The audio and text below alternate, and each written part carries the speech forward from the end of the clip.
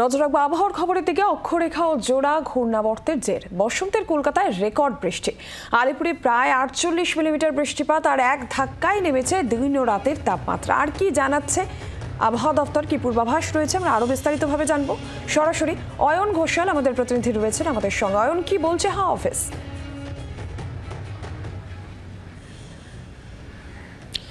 সুপ্রভাত নীলাঞ্জনা, গতকাল যে জেলাগুলোতে রেকর্ড বৃষ্টিপাত হয়েছে সেখানে স্থানীয়ভাবে অনেকটাই জলীয় বাষ্পের পরিমাণ আজ সকালে কম, কারণ বেশিরভাগ জলীয় বাষ্প গতকালের বৃষ্টিতে শুষে নিয়েছে এই টোটাল সিস্টেমটা। সেই ক্ষেত্রে আজকে গোটা রাজ্যে বৃষ্টিপাতের পরিমাণ ব্যাপকতা অনেকটাই কমবে। আগামীকাল থেকে ফের বাড়বে বৃষ্টিপাতের ব্যাপকতা এবং পরিমাণ। কলকাতা সহ গোটা দক্ষিণবঙ্গে আগামীকাল শনিবার এবং পরশু রবিবার বজ্রবিদ্যুৎ সহ বৃষ্টি। পশ্চিমাঞ্চলের জেলার দিকে বেশ কয়েক দফায় শিলাবৃষ্টির পর্যন্ত পূর্বাভাস রয়েছে।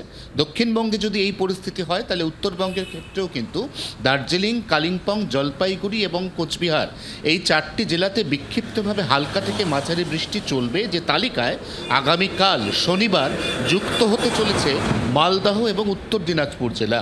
অর্থাৎ সার্বিকভাবে এই বসন্তে গোটা রাজ্যে ঘুরিয়ে ফিরিয়ে আগামী রবিবার পর্যন্ত বৃষ্টি। উত্তরবঙ্গের কোনো কোনো জেলাতে আগামী সোমবার পর্যন্ত বৃষ্টি। তারপর এই যে বৃষ্টিপাত, এর পরিমাণ, তীব্রতা বা ব্যাপকতা অনেকটাই কমে যাবে। সোমবারের পর বৃষ্টিপাতের প্রবণতাও কমবে। মঙ্গলবার থেকে আবারও অপেক্ষাকৃত কিছুটা শুষ্ক আবহাওয়া।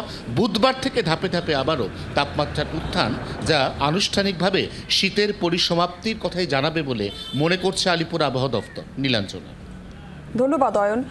অক্ষরেখা এবং জোড়া ঘূর্ণাবর্তের জেরে বসন্তের কলকাতায় রেকর্ড বৃষ্টি এবং আলিপুরে প্রায় 48 মিলিমিটার বৃষ্টিপাত হয়েছে। তাপমাত্রাও দিন এবং রাতের অনেক কিছুটা নেমেছে।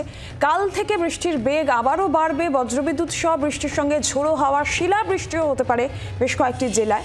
রবিবারও বেশ কয়েকটি জেলায় বজ্রবিদ্যুৎ সহ বৃষ্টির পূর্বাভাস থাকছে। অন্যদিকে উত্তরবঙ্গেও বৃষ্টির পূর্বাভাস থাকছে। তবে সোমবারের পর কিছুটা শুষ্ক আবহাওয়া, বৃষ্টির পরিমাণ কমবে এবং তার সঙ্গেই তাপমাত্রা ঊর্ধ্বমুখী হতে থাকবে।